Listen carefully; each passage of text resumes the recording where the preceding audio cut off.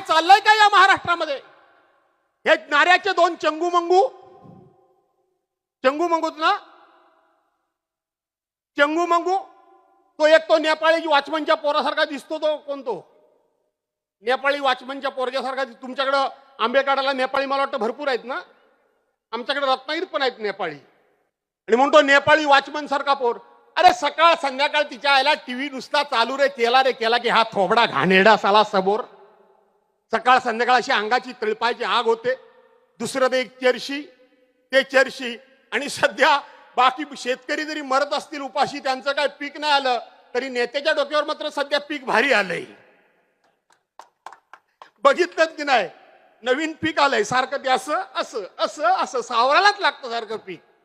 आणि म्हणून ते पीक आलंय, ते नेते, हे नेत्यांनी दोन चंगू मंगू. मला कळत नाही, शिवसेना मी सुद्धा सोडली होती.